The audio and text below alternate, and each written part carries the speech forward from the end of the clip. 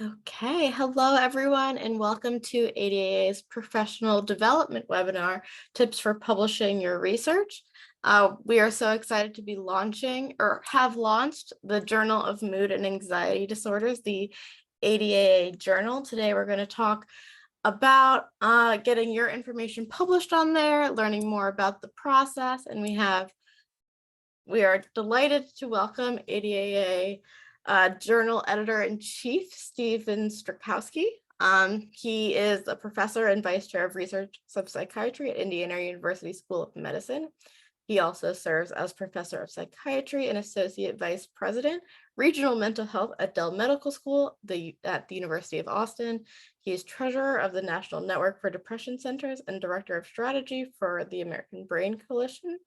He's internationally recognized and trusted expert in the treatment of bipolar and other mood disorders. We're so excited to have him join us today to share his expertise to talk about the journal. We welcome you guys to share your questions at any time by popping them either in the chat or the Q&A session. We'll review them as they're coming. We'll start off with a brief presentation. And also please note that this session is being recorded. And if you do require closed captionings, those are available at the bottom of your Zoom function. Dr. Strakowski, I'll hand it right off to you. Great, thanks, Sasha. So thanks everyone for tuning in today. Nice to see you. And I'm going to go through the journal a little bit, describe what we're doing, and then I'm available to answer questions if you have them. We're very excited about launching this journal, and as I'll talk about in more detail, we're off to a great start, and we very much appreciate the support of ADAA we make our journal successful. And it really is our journal. It's not mine. It's not Elsevier's. It's ADAA's in partnership with Elsevier. So I'm going to share my screen and try to hang on, see if I can do it. Like I want to. I'll start this.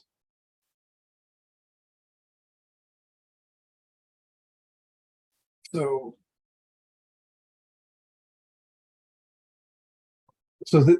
can you all, Sasha, can you see and hear me? Because I can't see anybody now. I can see you. It's not in full screen though, so I can still see the kind of PowerPoint square. Well, maybe I'll just do that then. And that is yeah. Otherwise I'll waste a bunch of time trying to make it fit. So I want to talk about the new journal. This is what it looks like. You can find it online, which I'll mention in a minute, specifically where. So this journal is ours, and I mean it is owned by ADAA in partnership with Elsevier. We have a similar arrangement, except my former role as president of biological psychiatry with biological psychiatry, and it's a good model. It's been very, very successful there, and we anticipate a similar level of success here. With that in mind, then we created a board that the editorial board, and one of the requirements is that you're an ADAA member. And so this really is a product of the ADAA, and we want to make sure that we're proud of it as an organization and that it represents our goals and our mission. With that in mind, we're striving to ultimately create a world-class venue for science related to mood disorders, but also have, and I'll talk about in a second, some opportunities to discuss how we advance care for people with mood and anxiety disorders within the journal. The journal is an open journal as part of our commitment to an open community of science. And ultimately, our ability to succeed and make this yet another psychiatry journal successful is going to be the participation and ownership from ADAA. As mentioned, I'm the editor-in-chief. It has a gold open access online only format, so there is no paper version of the journal, those are going to slowly disappear, I think, anyway, from everyone. Right now, we're going to start out at 4 issues a year. As it grows and is successful, then it will be published more often, likely. The article publishing charge will be $2,700 for original research and review, and then $1,350 for short communication types that I will talk about in a minute. But initially, we're waiving all of those costs for the first 30 articles, which will be the first 4 or 5 issues. And throughout all the years moving forward, ADAA members will receive a discount. And so again, this is kind of the new model for science publication, particularly open journal science. It resides on the editorial manager platform. I'm going to show you that in a second. And so you can see what it looks like here. Let me get out of this for a minute and share something else. And I popped that link in the chat for everyone.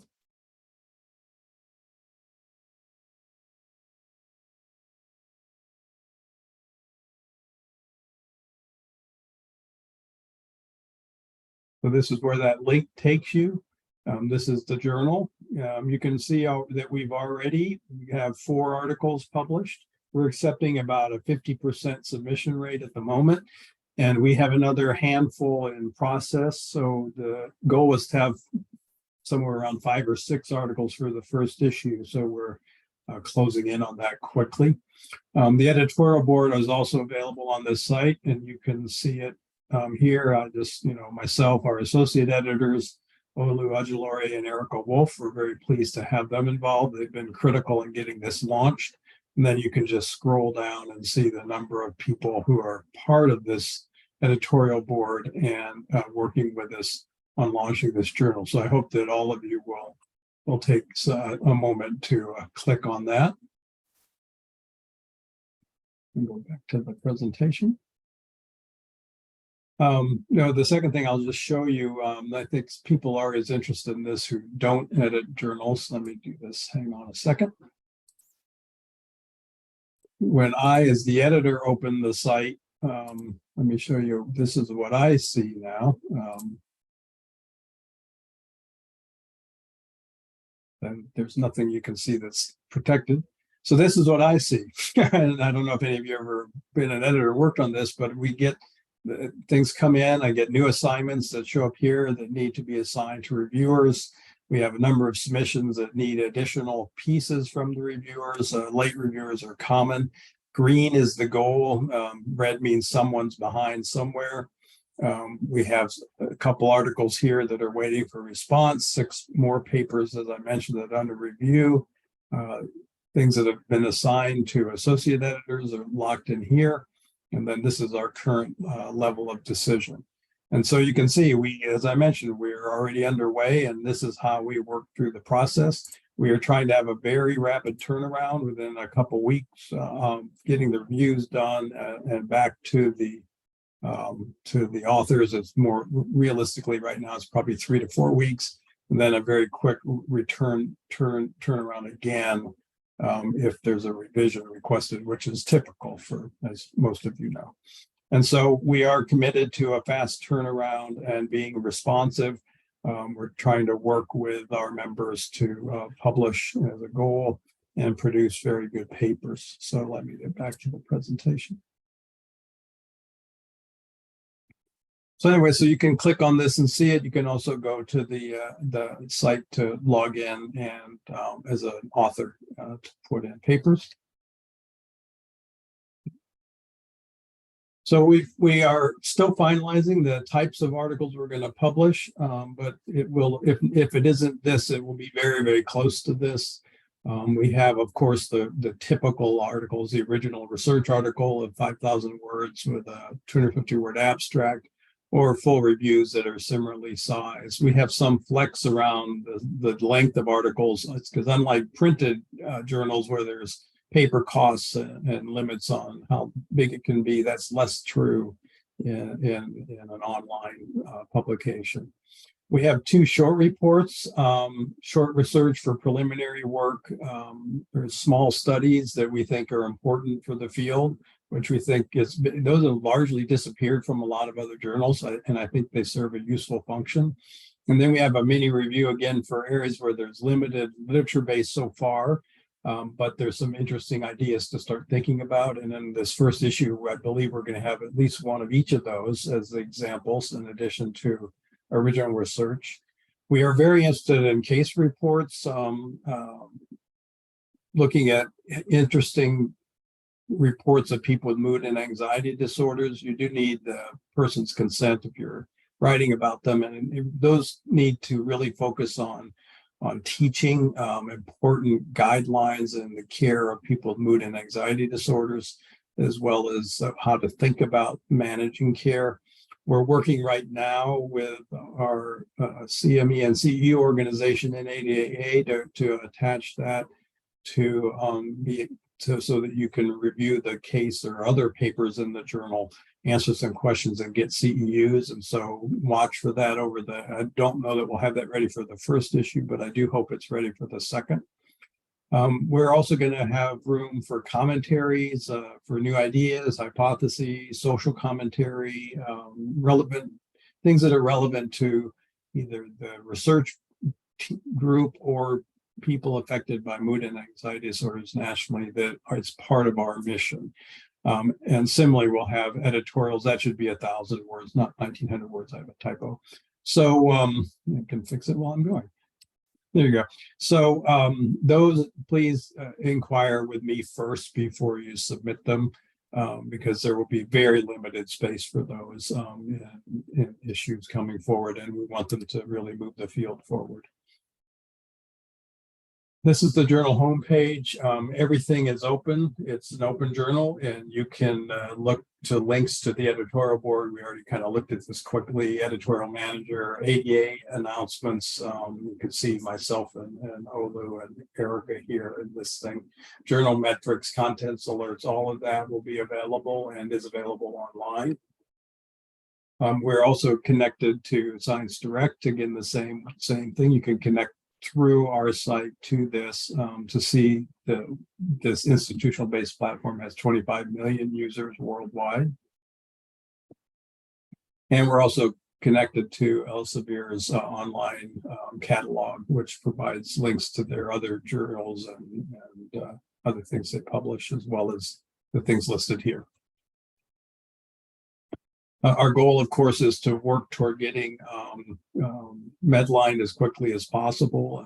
The first step is to work with Clarivate to get an impact factor. That happens after about 20 papers, so we'll be by the end of the first year, I think, somewhere in there, year and a half. That allows us to get an emerging science citation index, which then allows us to get Medline on PubMed. And so those are the goals, to get in both of those in the next couple of 3 years. That, of course, is important to help foster the submissions. Again, right now we're relying on our organization to really help us move it forward. We've done a lot of pre-launch promotions at the APA, for example. I know that just happened. The first one happened at the International Brain Stimulation Conference, at our annual meeting of ADAA, and more coming up. Again, so keep an eye out for those. Encourage people to submit to our journal. I've talked with the editor at Biological Psychiatry. We're thinking about other ways to also connect journals within Elsevier to refer papers that might be a good fit for our journal that don't fit there. And this is where we are. We launched, as you already saw. Our first articles are out, as you already saw. And we have a goal to have our first issue published by August, which I think we are well on our way to do. And some of the things we're thinking about, again, our early goal is really to establish impact through attracting good papers and creating a nice journal format. And so that's what we're working actively on now. I am very, very interested, as the editor-in-chief, of getting current state of kind of reviews. And these are just examples, but what's the best treatment for PTSD that we know now? How do you approach PTSS treatment? What do we know about the neurobiology of OCD, for example? What's the state of the art for neuromodulation of treatment-resistant depression? Maybe something about the psychedelic movement and so forth. I would really like to have at least one of those reviews in each of the first few issues. We may not have one for the first issue, but the subsequent issues, I'd like to get those in place. And then we're also looking to create special issues, probably at least one a year right now, based on the annual meeting theme. And we hope to work with people who are presenting at the meeting to then turn that into an issue of this journal reflecting the ADAA activities. And so with that, I think I'm going to just use kind of a quick overview. I understand, but I'm going to stop and use the rest of the time to answer questions.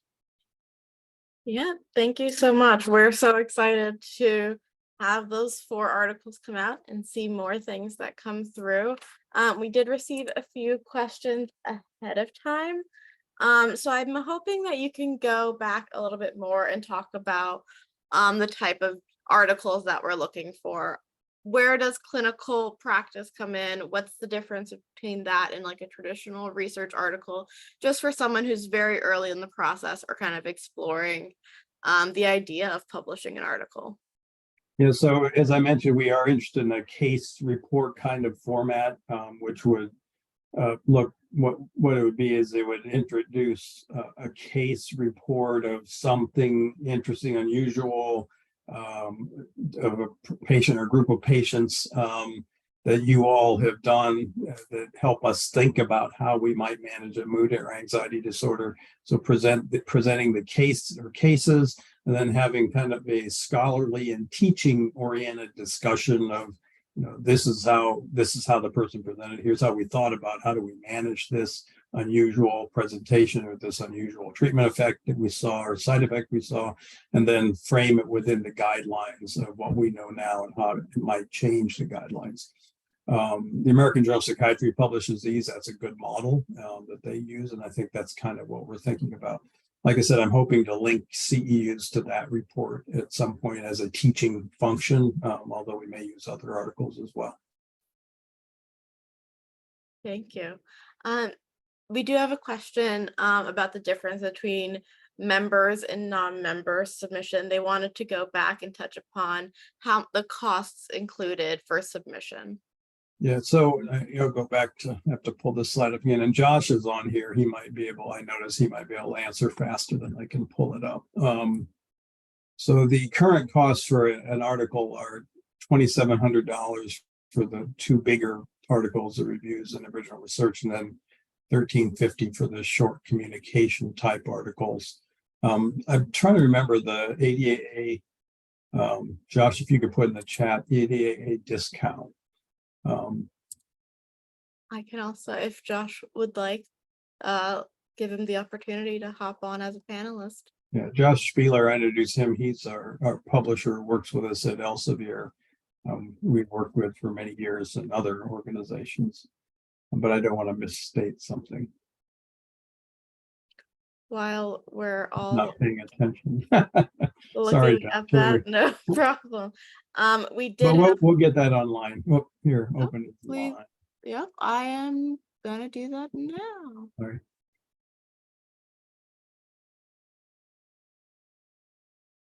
I think so. Welcome, Josh. Yeah, sorry to put you on the spot, Josh.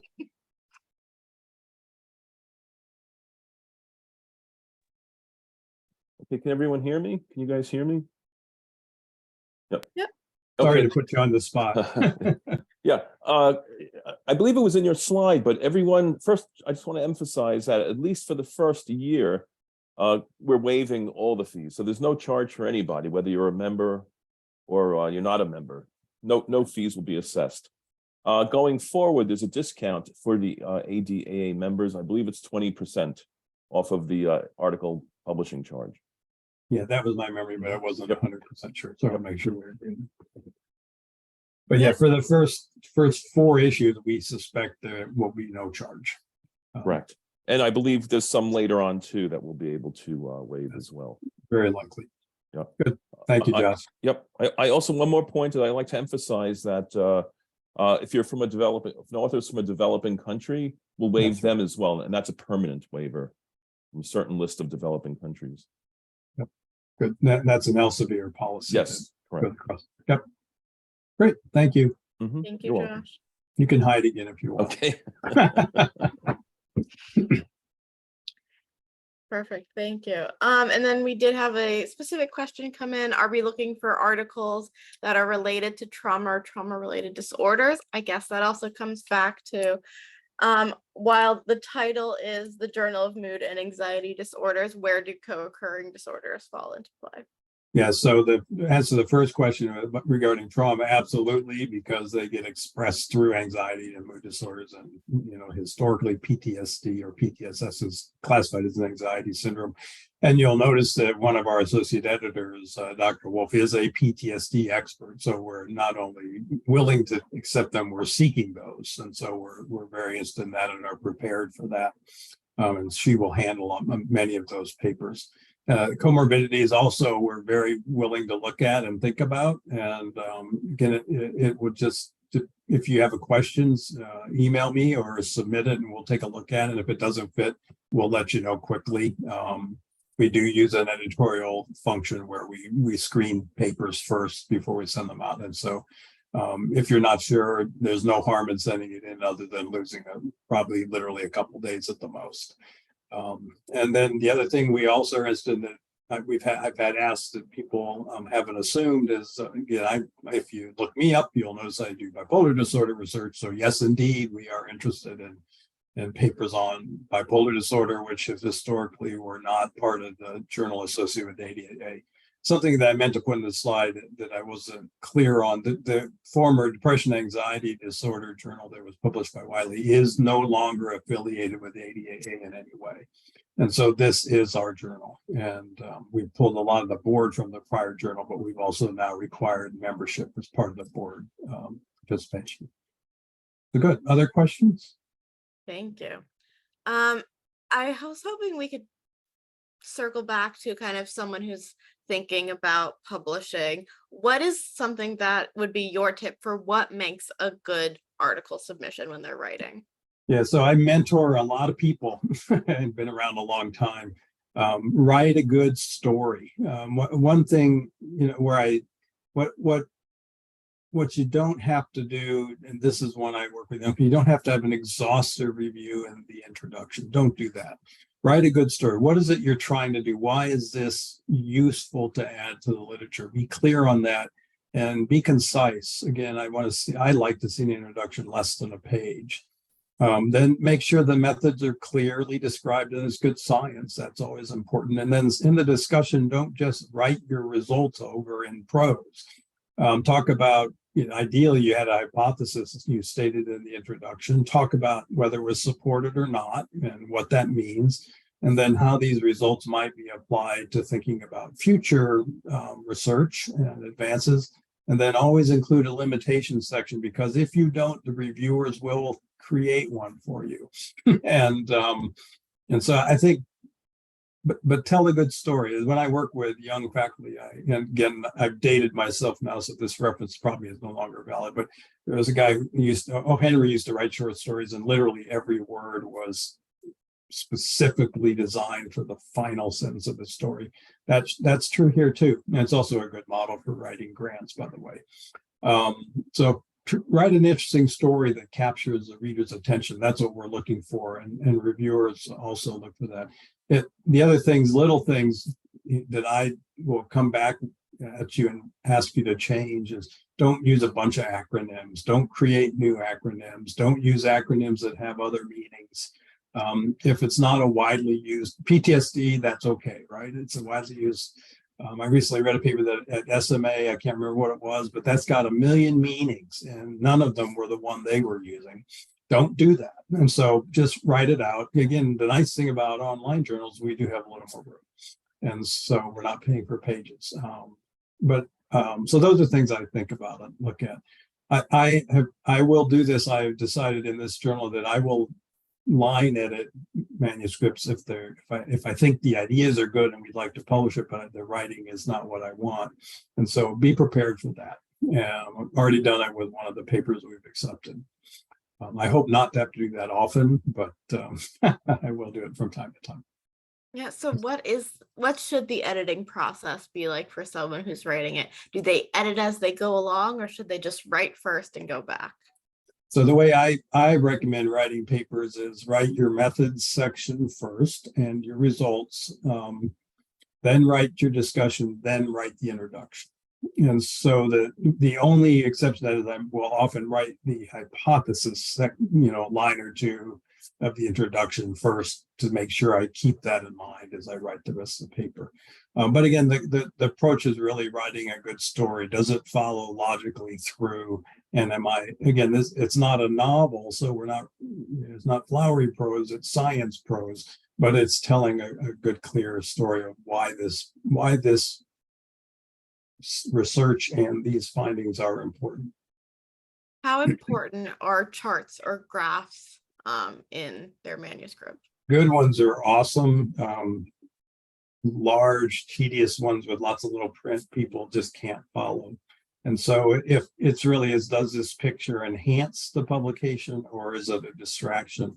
And again, we will pull out things that we don't think are adding to the presentation. Again, because it's online, it gives the flexibility to do a lot of things you couldn't do in print, right? So you can have videos, for example. And so I think there's an opportunity to use those to save words by presenting data in a clearly concise way. And that's often a better way to do it than just listing a bunch of results. Yeah, I think that's fair. We do have a question in terms of if they are interested in submitting, if they won an award at the ADAA conference, should they include that in their submission? Sure, we'll put it in that little acknowledgement section or something in paper. Perfect, thank you. And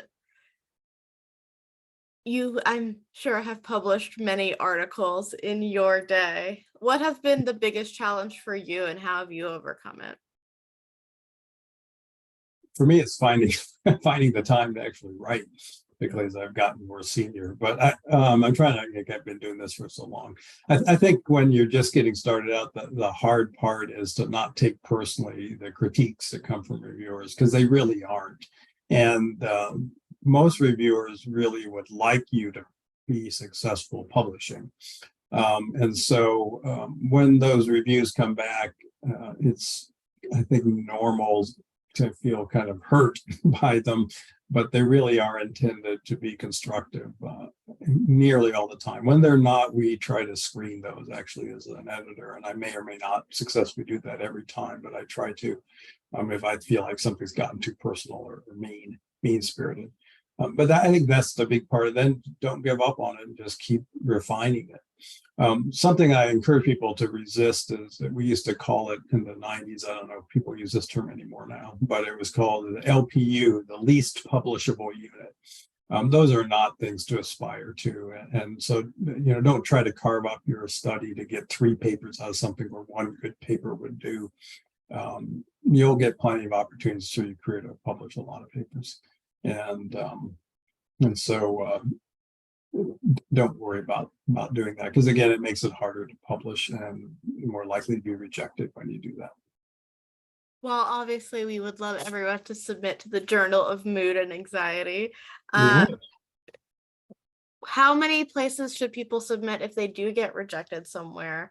How do they deal with that rejection? And yeah, it depends on where you start, right? So if you start with science or nature, your odds of being rejected are probably 99.5% or 99.9%. So that's okay. And most papers aren't going to get there, and rarely do we even think about submitting them.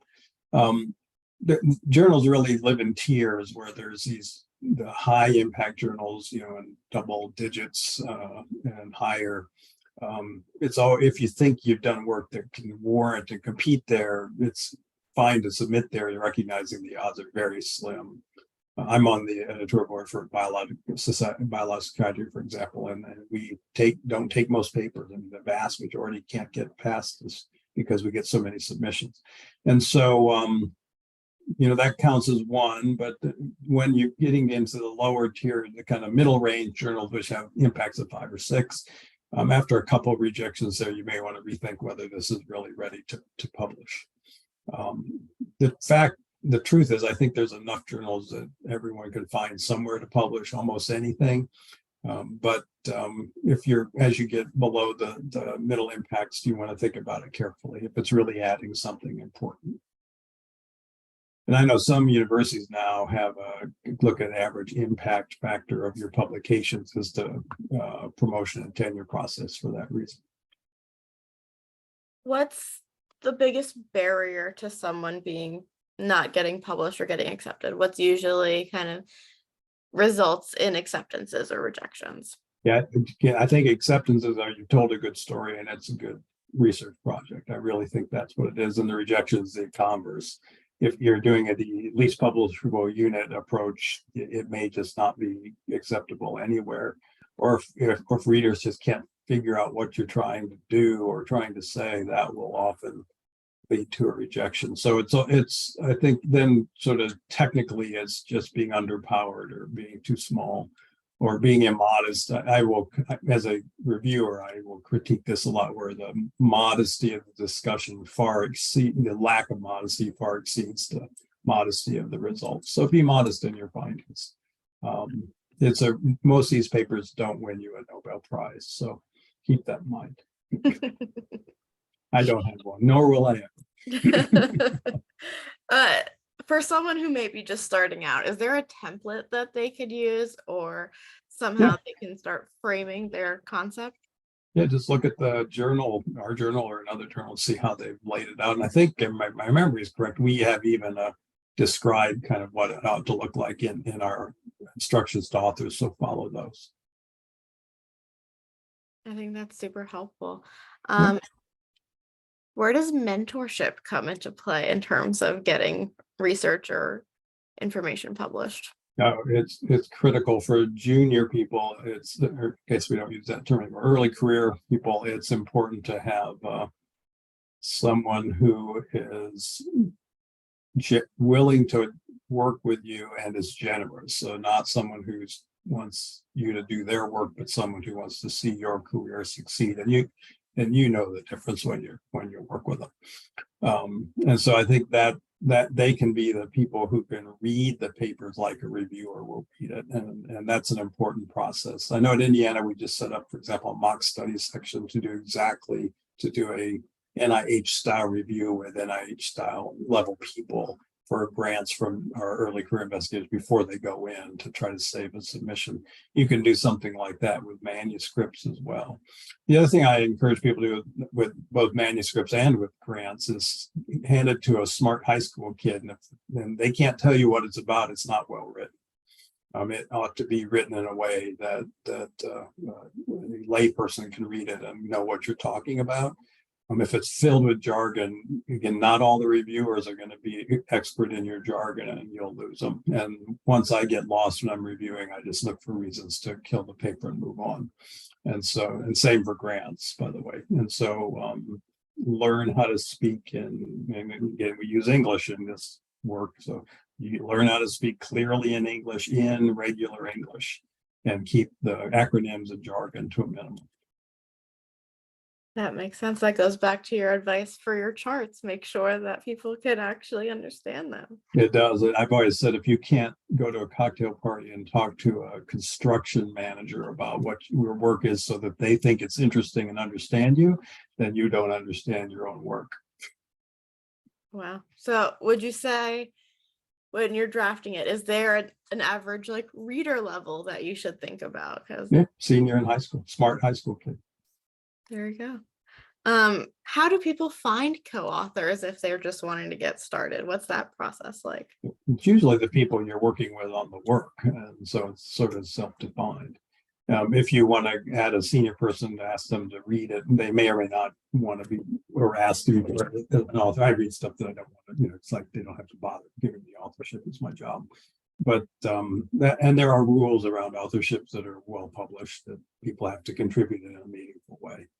But generally, it's the team you work with on the grant or on the project. That makes sense. And if someone's interested in getting involved in the Journal of Mood and Anxiety Disorders, how might they start growing that process if one day they want to be an editor? Yeah, well, if you want to get on our board, start publishing with us and join ADAA and come to the meetings. And we have our first board, and our requirements are that you're a member of ADAA and that you review basically whenever you're asked to review. And so we will have turnover when people don't meet those requirements. And so we're set pretty much for now. But then over the next couple of years, we're going to be continuing to look at our board participation, and we want active board members. and also the diversity of our board to make sure we reflect the people who are in the society who's sending us manuscripts, and who we treat for mood and anxiety disorders. Are there any barriers to publishing articles? Can anyone with a master's degree go forth, or if they have a list? I can't, I have to, I've never once even considered looking at people's degrees when I read papers. So, and we publish out of our group. I don't know what I have now, 340 papers, something like that. We frequently had medical students and undergrads and different levels, medical students, graduate students write, lead author our papers. Because again, for me, the hardest problem is time.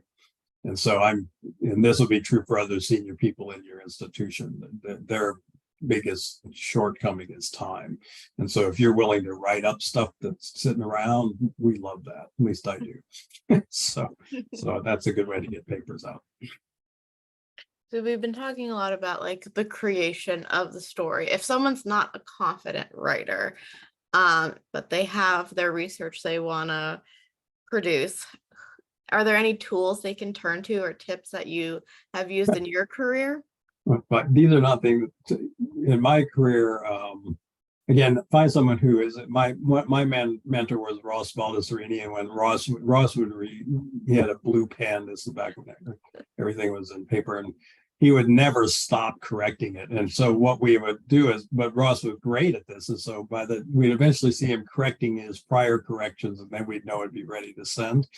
But you need someone like that. Frankly, these days I haven't done this, but a friend of mine likes to do this all the time. These AIs can actually start constructing manuscripts, but be careful because they make big logical jumps and mistakes. But that's likely to keep improving. Or find someone who does write well, that is willing to participate and be a co-author. Can you share a story of your early days in publishing and how many edits you had to go through, or one of your failures that you've overcome? Oh, there's lots of failures. Many of the papers don't get into the journals we start with, and I think that's generally true. And so that you could look up any paper I've written, and it probably had to be, I know it had to be revised. I don't know if I've ever had one accepted straight up, maybe once. But there's, we had a couple of things where we really didn't hope they would hit in Nature Neuroscience or something and couldn't get them in. And that's fine. So they end up going in good high impact journals in psychiatry. Like I said, I just think, I can't remember.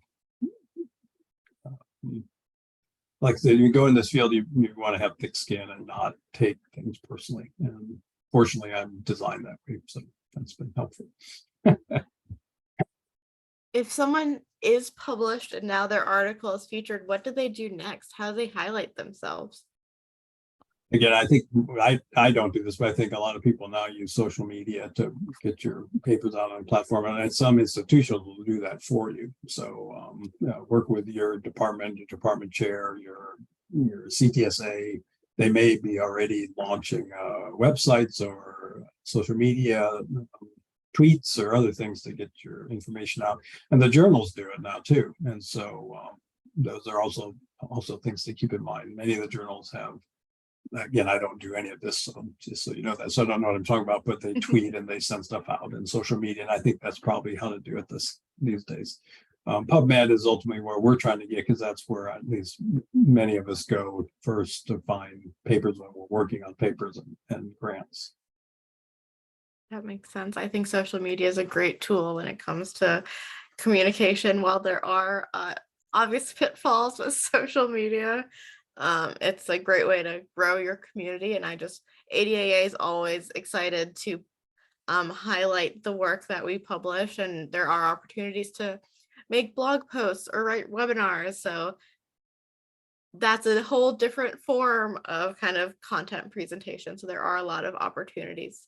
Yeah, and open journals like ours are nice because you can get it anywhere you are. One of the frustrations for me is, I have memberships and subscriptions to things, but if I don't happen to be on my work computer and I'm traveling, I can't get to the access without a great big deal of suffering. And so I think open journals are a nice advance there, and hopefully our journal will have that. You'll find it useful to you on this when you're looking for things, particularly as we get reviews and other papers out. And how soon after someone publishes, should they start working on their next project? Again, depends what you're working on, but this is a former chair twice and vice dean of research twice right away. It's an ongoing process. And do you have any advice on how people could get grants or funding for their work? Yeah, it's the same kind of work. Get a mentor, learn how to write a good story, and don't take the comments personally. It's very competitive, and ultimately do good science. That's particularly true for grants. I think that is an important takeaway. I'm going to start wrapping us up soon. Is there anything you want to kind of close out, a closing message for our audience today? No, I hope this was useful for all of you who are attending. I appreciate your time. And like I said, we're very, ADAA and Elsevier are both very excited about this journal. And so am I, of course, and we really want to see it quickly climb to be an impactful, meaningful part of the psychiatric literature. And we have confidence that that's going to happen. But we can't do it without the help from y'all, people watching this, and ADAA members, which I'm assuming is many of you. So please contribute. That's the only way it'll move forward. That said, if we don't accept your paper or may ask you to revise, it's not personal, and please come back because we are very much looking for good work. Thank you so much. Thank you for our audience for being here today. Dr. Drakowski, thank you for all your hard work. We look forward to you editing many, many more articles and keeping you very busy. That's happened so far. Everyone have a great day. Thanks, folks.